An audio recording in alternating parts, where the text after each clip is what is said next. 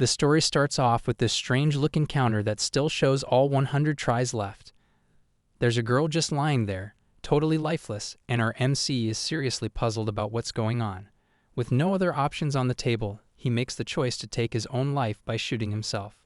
Now the counter drops to 32 tries left. The scene transitioned to a high school, where our lad greets a girl, Sheena-chan, offering her a helmet because he thinks it'd be risky if she hits her head in PE class. She just gives him this puzzled look, asking if he's joking. He's dead serious though, and after some gentle nudging from him, she just brushes him off and walks away. He can't help but watch her go, feeling all kinds of sad. He feels that Dome-san is being cold.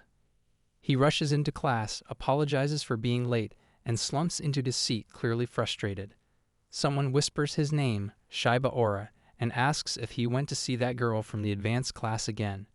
Concern flashes across his face. The girl, a member of the student committee with her, mentions she's heard the advanced class girl can be a bit harsh, then asks what he sees in her. Shibora, unable to hide his excitement, admits he's into everything about her. His mind wanders to her sharp gaze and the way she walks with such discipline. He's totally lost in thoughts about her beauty, wrapped up in a daydream where it's like his mission in life to be her knight in shining armor. After his classes, Shiba waits outside her classroom, thinking about how smart Sheena-chan is. If he were a bit smarter too, maybe they could be together. He's just looking forward to when she comes out. As he checks in on her, he catches some strange looks from her classmates. He definitely saw her go into that building, and now he starts to worry that she might be stuck somewhere. After searching around for a bit, he finally spots her and calls out. He's super anxious since she's taking so long. This just ends up making her mad because she thinks he's always lurking around her. But really, he just wants to make sure she's okay. Sheena doesn't get what he's on about. She asks him to be direct if he has something to say, but makes it clear that she's not interested in his feelings at all. To him, it means everything, but that doesn't click for her since she hardly knows him. She tells him to stop pushing his feelings on her because it's kind of creepy. Then she tries to walk past him, but her foot slips on a piece of paper, and she wobbles right toward him.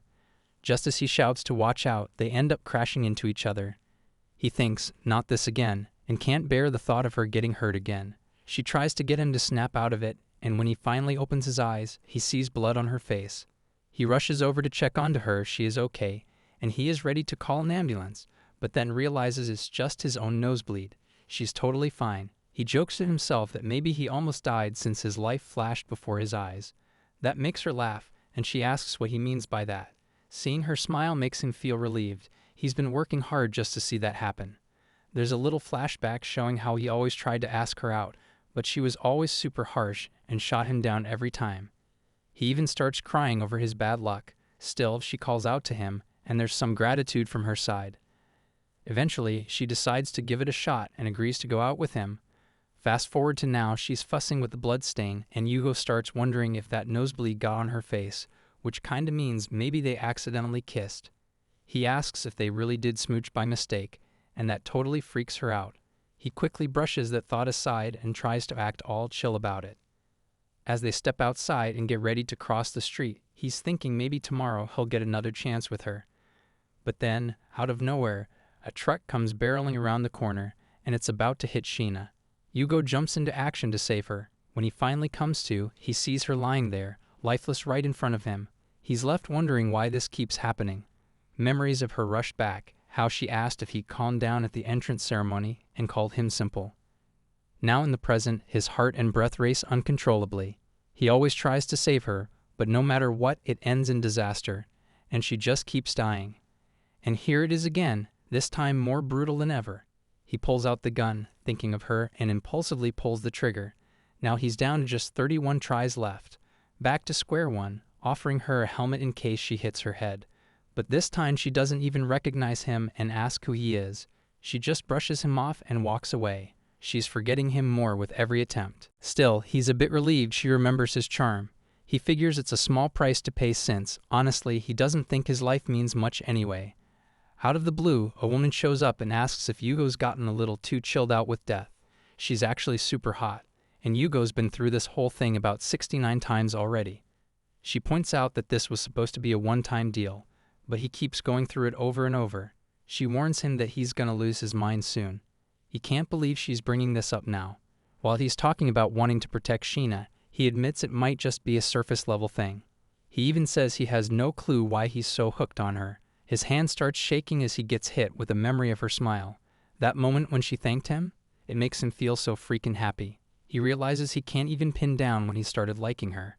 But every time she smiles, it's like his entire body is shouting that he's happy. It's wild how much he's head over heels for Sheena, so much so that dying repeatedly seems like no biggie. That kind of passion even catches the eye of that hot witch, but she thinks it's a cool idea, just a silly human thing. She happened to see his little chat with Sheena on the stairs, and it seemed pointless to her. But then she says it was actually a perfect chance. She suggests he could have just kissed her, which totally catches him off guard. If he kisses her, they both get to live. Yugo thinks a first kiss is a one-time thing, so he wants to make it memorable, which feels a bit awkward in front of her. But he's cool with it. The woman is actually the goddess of love, and she's got the job of bringing couples together. She questions if he's actually ready for some action. He brushes her off like it's no big deal until she points the gun right at his head. She says love is endless, but she gets that he's willing to take a risk. Calling him a foolish human, she instructs him to keep chasing love and show her the proof of his love. Remembering a quick image of Sheena, he firmly thinks yes in his head. Then the goddess shoots him, and now the counter is down to 31. The scene transitions to Yugo checking out a news story about a truck crashing into a store. He thinks he should really get a move on and gives Sheena a kiss. While waiting for the train, he looks around and spots her walking by. Just like the goddess said, he's got to prove his love, but for some reason, he can't quite bring himself to kiss Sheena-chan yet. The world is slowly changing around him, but fate seems stuck. He's been working hard to keep her safe, but they need to get closer before that kiss can happen. If only she remembered everything from before, it would make things a lot simpler. He knows he can't just kiss her without her being on board first. The next day at school, he calls out and jokingly asks if he can push her down, which makes her stop for a second. She remembers he's the guy from yesterday, but just brushes him off. He keeps trying to chat, staying all positive and stuff, but she keeps shutting him down. Then he throws out a question about her type, which makes her think for a sec. She finally says it's definitely not someone like him, and that kind of catches him off guard. He's left wondering if she wants him to change how he looks or something. After a bit, he decides to check on her class while her classmates are staring at him, totally confused. This time, he's all dressed up like a gentleman and confidently tells her he's there to pick her up, calling her my lady. This leads her wondering if he's just acting out a scene from a drama or something. He claims this is how he usually is and wanted her to see it. When he asks what she thinks, she digs into why he likes her so much, pointing out that they barely even talked. But the truth is, he remembers everything about her. He explains that even if she doesn't recall, they've shared moments. He reminds her that no matter how offbeat he looked, she used to look him in the eye and actually talk to him. And even now, she's still the same as she ever was. She's feeling all mixed up and honestly can't remember any of it. So when he asks if he can come by tomorrow, she kinda brushes him off, and that stings a bit. As he starts to walk away, she wonders if he's planning to come over since it's their day off. Then she casually mentions that she'll see him next week. Those sweet words completely freeze him in place. He's just staring at her as she walks away, unable to say how deeply he loves her. He notices something important. No matter how many times things change, she's always still herself. Next, it cuts to him hanging out outside her house, keeping watch even on the weekend. He figures she's probably buried in her studies again today. Her presence feels a little distant, so thinking she might be asleep, he decides to head out as they'll meet tomorrow. The next day, he can't shake off the worry about whether she's taking the day off, so he decides to drop by her class. When he steps into the room, everyone's just chatting away. As he listens to them, it hits him hard that Sheena-chan is actually dead. He just stands there, completely stunned, thinking back to when he was watching her house. Was she gone already? He pulls out the gun, wishing he could somehow turn back time like he always does after she died. But he knows that trying to go back to that morning won't change anything. Even with the love gun, he can't go back 3 days. Her classmates start noticing him, calling him a stalker, and they begin to wonder if he might be the one responsible for her death. Yugo walks up to that minion and asks if that's really how it looked to them. He tells them they don't know anything and points the love gun at his own head. The minions freak out, shouting about what he's doing and if that gun is even real. But for him, there's no way out and he has to go through with it. He slowly pulls the trigger and ends his own life. There are only 27 attempts left. He wakes up and checks his phone. It's October 25th, the day she's still alive. He looks at the remaining lifelines. Thanks to that goddess, he figured out how to go back to that morning by using 4 tries at once. Realizing he needs to act fast, he knows he can't stop it the same way he did before. But when Sheena sees him, she recognizes him as the guy who put the letter in her shoe locker. She tells him she doesn't feel the same way. He insists that if she stays home today, she'll be in danger. Then he pulls out a rope and says he's going to kidnap her. That even makes the hot goddess wonder if he's lost his mind. Sheena looks really confused about what's going on. She's almost ready to call the cops when the guy quickly explains things. But then he starts freaking out, thinking a robber might come after her. He feels like he has to keep her from going home. He says he's just trying to look out for her, which makes her question the rope. But then he gets closer, and she starts to panic, trying to find the police. Out of nowhere, someone jumps in and says the Saitama Prefectural Police have arrived. So there's Togoshi, his classmate, and she's got some burning questions. He's feeling like it's the perfect moment, and Sheena recognizes her from the committee, even though they've never really chatted before. Togoshi decides to ask for some clarification, and our guy mutters that Togoshi is one lucky gal. Sheena suspects that these are in One-It, but Togoshi reveals that he mentioned that he'd set her up with one of his pals, but Sheena is not buying it. Togoshi sighs, saying Yugo only ever knew Sheena from a distance, like someone he admired from afar. With that, she turns to leave. But then she pauses and looks back, suddenly asking Doma-san if she likes Love Tear. When she mentions it was a childhood favorite, Togoshi spins around, accusing Yugo of lying about that too. Just then, something catches her eye. Sticking out of Sheena's bag is a rare brass knuckle from the movie's merch. Togoshi's face lights up with excitement. She goes on about how she's been searching for that exact piece forever, but refuses to buy from resellers. As she marvels over it, Sheena notices something as well, a ribbon on Togoshi that looks strangely familiar. She asks about it, and Togoshi explains it's actually a Love Tear earring. Since she doesn't have any piercings, she just turned it into a ribbon instead. They dive into a chat about the movie series, while our poor boy just stands there, totally clueless, watching Sheena-chan look so happy. Togoshi throws an apology his way, thinking he might be in over his head, but he plays it cool. He is glad they are getting along. He's actually seen that movie before, back when he was with Sheena. At the time, she was all nervous about the new movie and whether the seats would even be filled. She was worried it might bomb since it was coming out after 10 years. It was a big deal for her, so while they were checking out the movie poster, they started chatting about it and the plot. She reveals that if she had to sum it up in one word, it's all about souls. The way she said it totally impressed him. He starts laughing and jokes about her fancy words. It's usually cool, Sheena-chan, but now she's all excited about something she loves, and it makes him happy too. While they watch the movie, they both open the envelopes they have.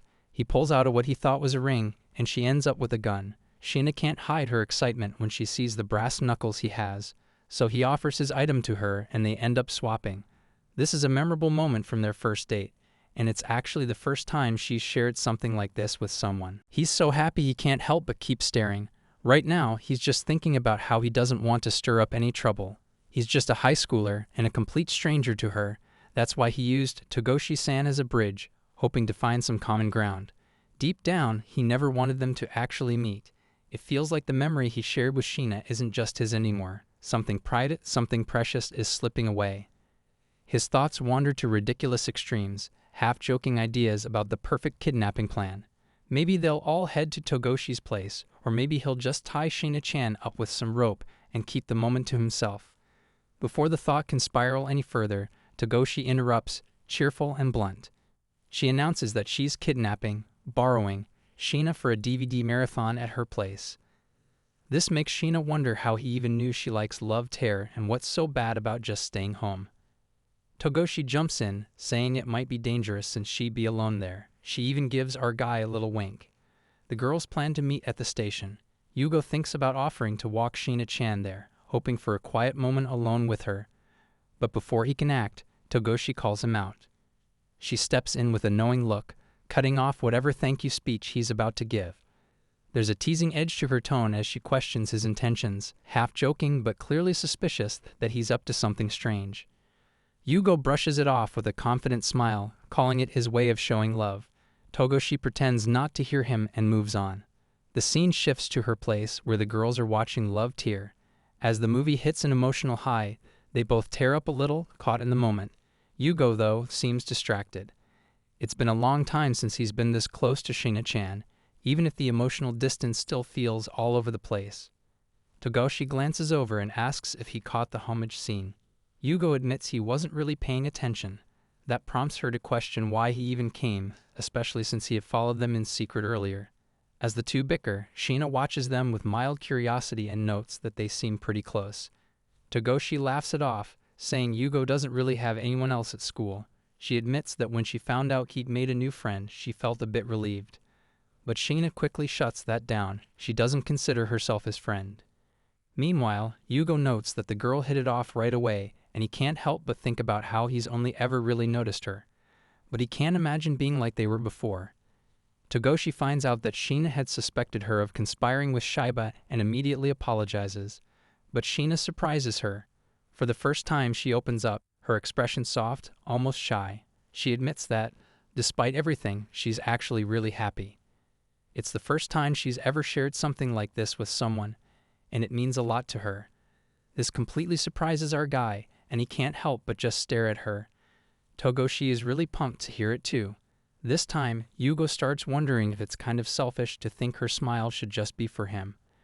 With that in mind, he decides to step outside since he's still got a mission to focus on.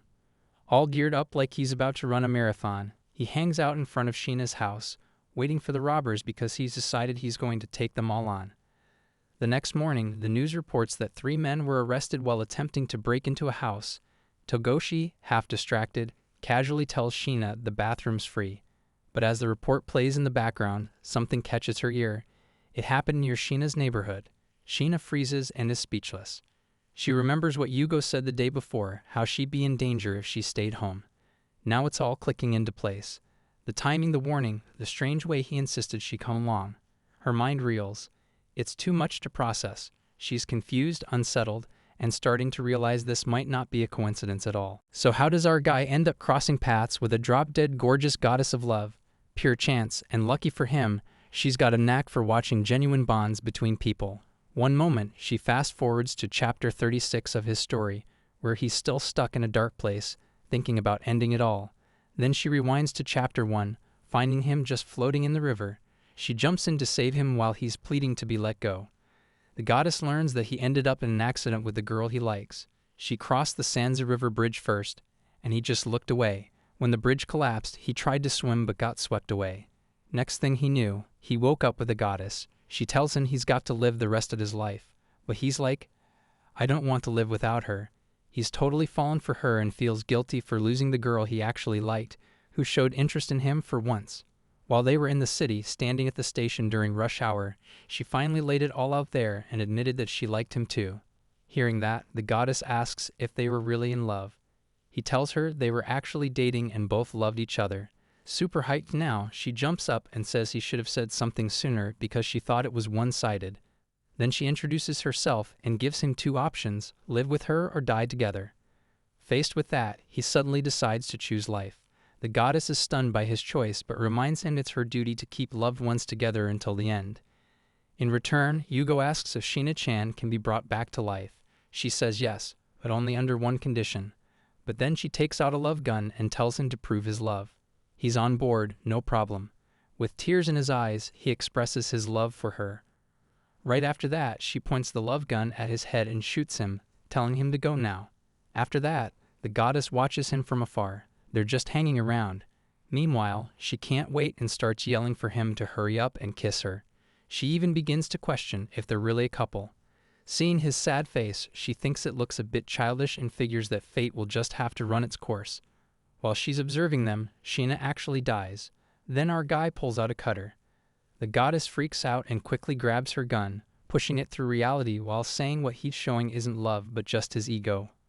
When he turns around and spots the gun, he finally gets how this is all going to play out. That was his first countdown, and he feels like he has no other option but to go with that crazy choice, so he decides to end his own life. The goddess totally didn't expect him to actually shoot himself. He asks if this proves his love and if he'll get to be with Sheena, which throws her off. Pissed, she says that to prove love, all he really needs is a kiss. a smooch, because anyone can do that. This freaks him out since he's never kissed anyone before. He asks if it's really that big of a deal. She brushes him off, saying it was just childish, but he lashes back, insisting that his love was genuine. Crying, he argues that even when ego gets pushed to the limit, it might actually be love. With that, she gives him a special favor. She tells him to go back in time and kiss her. But she warns him that the world won't be the same since she has to distort space and time. She hands him a gun, saying it's just a replica of hers. If she fires it, he can go back to the past, but if he pulls the trigger, he comes back here. The catch is that the copy has a limited number of uses, and he's still got to get it right 99 times. While that's happening, he'll be the one getting hurt, and that pain could really symbolize his love for her. He thinks he can't let Sheena die 99 times, convinced he just needs one shot to save her. Back then, he thought so. Now, though, he's down to 27 tries. He's been through all those attempts in the last 6 months, and it's driven him completely insane. The world around him is warping. The girl who once loved him is gone. Each time he shoots, it feels like his love is fading away. Yet somehow, the goddess still thinks he's not such a bad guy. Yu goes back home on October 28th, totally exhausted and feeling like he might just collapse. He's running a fever since he spent all night keeping watch outside Sheena's place, trying to scare off any potential robbers, and ended up catching a cold. When he checks in on her to see if she's alright, his vision starts to get all fuzzy, and now he's just crashed in bed. He pulls out his gun and starts to mess around with it, thinking about what it might be made of. Then he checks his phone and can't help but wonder. If he ends up dying from this fever, he won't be able to go back to the goddess. Something clicks in the weapon, and it suddenly starts playing some weird music. Meanwhile, at school, Togoshi runs into Sheena. She mentions that he's stuck in bed, and he told her to ask how she's doing. She says she's fine and guesses he figured out she has cram school at 6 today. Togoshi's a bit thrown off by how he knows this stuff, but he brushes it off and leaves her texts on read, which looks kinda shady. But the two girls decide to go for a walk together anyway. On the flip side, he feels a bit relieved thinking she's okay now. He's also glad he pushed their mutual friends to hang out, so he tries to shake off this fever fast. He crawls back into bed, but days just keep flying by, and he ends up spending way too much time lounging around. A whole week passes, and normally, Sheena would have died twice by now. On the flip side, they're just chilling, and Togoshi sends him some pics enjoying ice cream. He starts to realize he hasn't done anything useful during this time and wonders what's different now. What if she's only alive because he's not around her? It hits him that maybe his presence is what causes her to die every time. He's never thought about that before. In the past 6 months, he hasn't been away this long. It hits him that he might actually be the Shinigami causing her pain and putting her in danger while he was just trying to help her out. With that in mind, he cranks down the AC, takes off his clothes, and thinks he'll just freeze to death. He figures it's all for her. Out of nowhere, his phone starts ringing, and it's Togoshi FaceTiming him. She looks really worried. Right then, Sheena says hello. He totally freaks out, throws off his blanket, and she's confused about why he's not dressed. He stumbles over his words, saying he was just in the middle of changing. Togoshi thinks he shouldn't have to answer while he's feeling like that. Meanwhile, Sheena gets worried and asks if he's really good.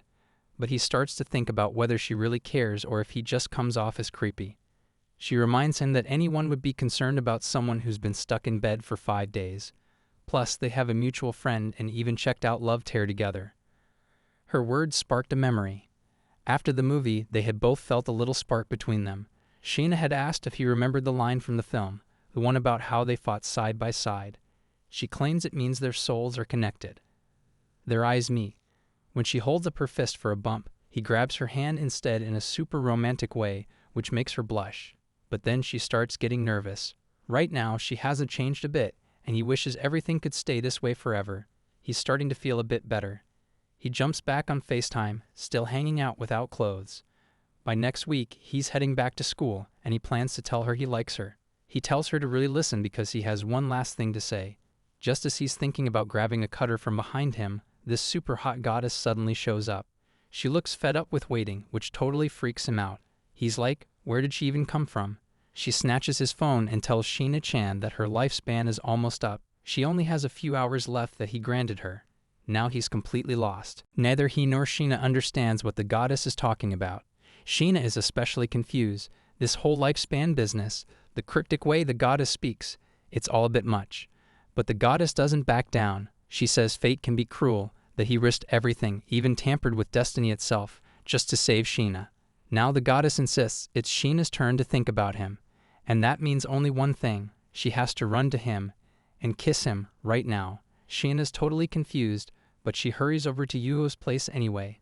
Meanwhile, Togoshi is just as baffled since he invited her over, only for Sheena to spill the beans that it wasn't really him driving things. It was that goddess stirring the pot. Out of nowhere, two little kids jump in, making Sheena wonder if our poor boy has split. Turns out they're Yugo's younger brothers. The kids rush to Arisa-san, overjoyed that she's alive. Sheena watches, surprised by how close they all seem. Moments later, the kids dash into the house, calling for the girls to come over. Everyone heads inside as the kids race upstairs to Yugo's room. Meanwhile, Sheena begins looking around, taking everything in. When they get to the door, the kids are pounding on it, trying to wake Yugo up from his sleep. Togoshi steps in to calm them down and tells them not to bother someone who's sick. He suggests they play Super Brawl with her instead, which makes them point out that it's a bit old.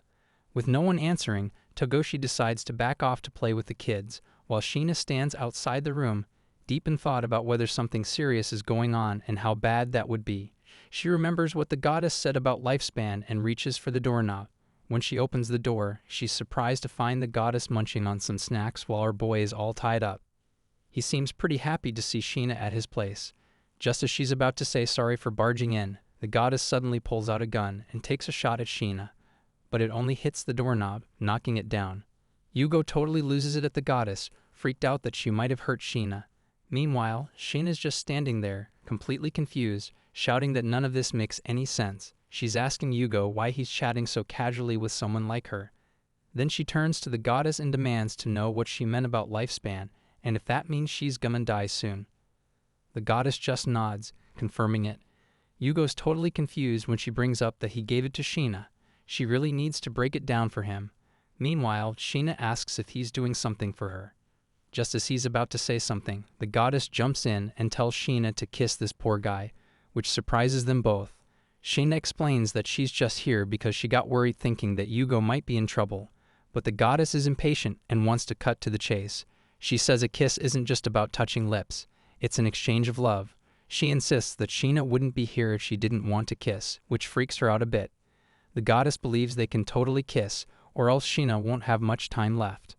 So our boy gets on his knees, all blushy, and calls out to her, but Sheena pushes him away, thinking he's being creepy, and threatens to call the police.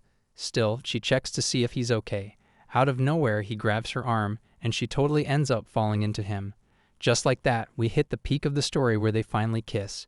But our boy still wanted his first kiss to be way more romantic. Outside, there's a heart-shaped hole in the door from the shot. The kids notice it and peek through. Just then, Togoshi shows up, and when she looks through that hole, she sees Shiba and Sheena kiss. Togoshi can't believe what she's seeing. She must think it's some kind of joke or something.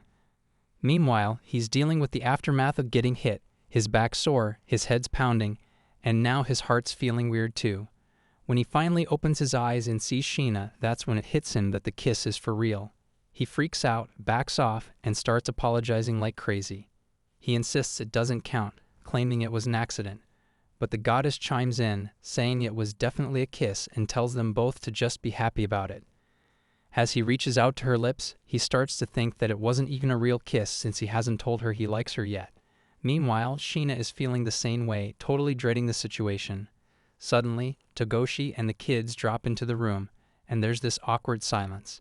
Togoshi quickly tries to explain that she wasn't snooping, but the kids assume they were making out. When Togoshi goes to check the doorknob, she realizes the hole is gone. The goddess has disappeared too. She had said there were only a few hours left in Sheena's life, but a whole night went by, then morning came, a full day passed, and even a week went by, and still Sheena's fine. Now it's been 2 weeks since her supposed death. My boy quietly slips the gun into his drawer. Later he checks on her in class, but he always feels super anxious when he sees her. Out of nowhere, he runs into someone. Looking up, it's that same goon from her class who called him out before. He asks what the guy wants, but the goon just brushes him off. He starts getting hit with thoughts about how much he's hurt her. He just wants her to be okay and begins to figure out what to do next. Out of nowhere, Sheena shows up. They both head to the station, and he stays quiet the whole time. She keeps asking if there's something on his mind. He ends up apologizing for everything, saying he's been the worst for so long. She remembers what she said after their kiss, but quickly explains. She says it was her fault for losing her balance since it was her first time. He just listens quietly. She apologizes again and suggests they're even since it was his first time too. She insists he should stop feeling bad and tries to brush the whole thing off. He clenches his fist. Deep down, he still really wants to be with her. He shouts for her, but out of nowhere, she slips off the escalator. He just watches as she falls, losing her life all over again. Now he's questioning why this is still happening and why Sheena isn't saved yet. He quickly digs through his bag for the gun, but then it hits him. He has to head back home first to grab it. The cop tries to stop him for a second, but he bolts back home as fast as he can, pumped up this time. As he runs, he keeps saying he's on his way. He's finally figured out how to make it all work. As the gun clicks, Sheena wakes up and remembers Yugo's face, though she seems really confused. Yugo is back with the goddess again, and she's telling him he never learns from his mistakes. But he just questions if that's not what they agreed on, that if he kissed her, Sheena would be safe. The super hot goddess then shoots back at him, saying who said it had to be one kiss. She explains that a one-time kiss feels more like a goodbye, while humans show love through multiple kisses. That last kiss added a few extra days to her life, but she only granted her about 10 days. He jumps in, asking if kissing her once every 10 days would keep her okay.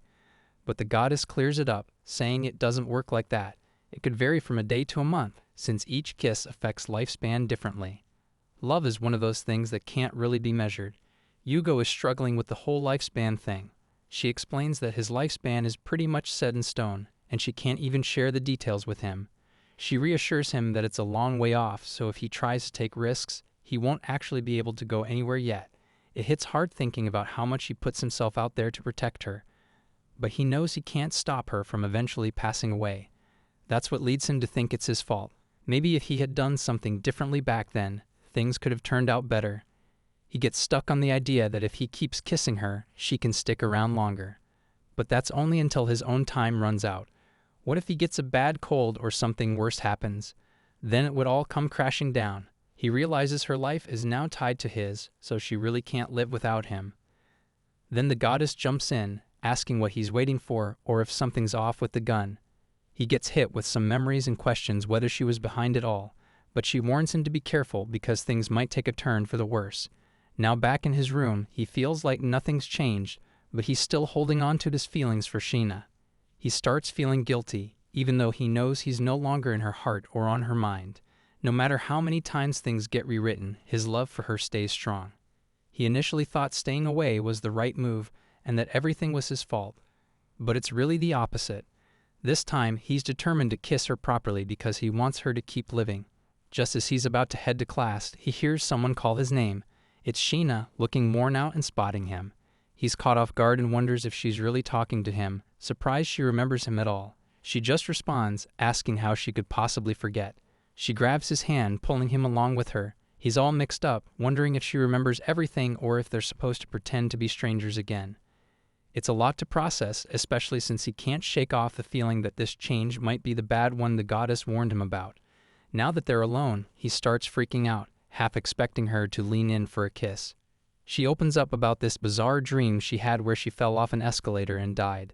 It felt way too real and scared her, and he was there, looking super sad, which only makes everything more intense. Now she's worried that he's going to have to deal with her dying over and over again. She feels bad and keeps apologizing, but the dream keeps haunting him. Yugo tries calling her name, but she spots the tears streaming down his face. He's surprised to find he's crying too, but still pushes out an apology. As they sit outside, he finally spills everything, realizing she probably should have died a long time ago, but he's been keeping her alive. He asks if she believes it, and she notices the gun is more than just a toy. He thinks she's pretty incredible, but she brushes off the idea that she might die soon. She starts pondering whether she should have gone for a wilder life if she was destined for death. She tells him not to do anything crazy in the future because she doesn't want to die for him. She says it hurts like crazy. He's just confused, trying to get her to see that he cares and does everything to protect her. He knows he can stretch her life, but it all comes down to just one kiss, yet he can't bring himself to do it. She remembers something about first kisses and death being a one-time deal. He's been through death more times than he can count. And then, out of nowhere, he calls out to Sheena, suggesting they just start over and redo their first kiss. He comments that their first kiss didn't exactly end on a high note, but she thinks he's being ridiculous, insisting it's a once-in-a-lifetime thing. He mentions that he's done with using the gun, though. Then he talks about how when her time comes, he'll end everything too. But until then, he wants her to stick around with him. She's curious why he feels that way, even if they're just dating. She brings up that she's going to die anyway, so it's fine to do some reckless stuff, at least at the end. With that, she leans in closer and even closes her eyes, making the first move for a kiss. Yugo leans in too and shuts his eyes. But at the very last second, he pulls away, leaving her totally thrown off, like what the fluff. He tells her they can do it when she really feels like it, saying he doesn't think a kiss is a bad thing. She's confused about why he's backing out when she's obviously into it. He apologizes and hugs her, telling her not to call it the very end. It's the first time a guy has ever hugged her, and they're not even dating. She barely even knows him. After that, he feels the need to apologize for it all, saying she's all he has right now. So as they're heading to school in January, if they think back to March when Sheena first passed away, he was in that accident too. That's when he met this hot goddess who told him if he wanted to save Sheena, he had to kiss her. He explains the whole mess to Sheena, saying that things didn't exactly go as planned. Now he's talking about how the goddess seems pretty shady, and Sheena's feeling confused. It looks like the goddess just wanted to see love in action. Maybe she's some kind of pervy god. Sheena realizes that kiss meant something, love and life. He tells her he's been giving bits of his lifespan to her through that goddess. She looks at him and asks what's up with that gun he used to redo the day. He explains that it's basically the same as kissing because he wanted it to feel special, so he kept doing it. But she's worried that instead of kissing, he's basically just killing himself. She realizes that for half a year, he's been slowly taking away his own life, and he seems totally okay with it since it means she gets to live a bit longer. He figures he still has time left anyway. She points out that he doesn't really remember anything except the last moment, and she gets curious about what he does remember. He starts to recount the times he's seen her die. The first time was when a car hit her. Then she fell from the classroom window the second time. He just keeps listing them off. The third time involved a truck. The fifth time was lightning, and by the end, he had a whole list showing a total of 74 deaths. It's clear there have been way too many accidents. She even asks if he remembers anything about himself.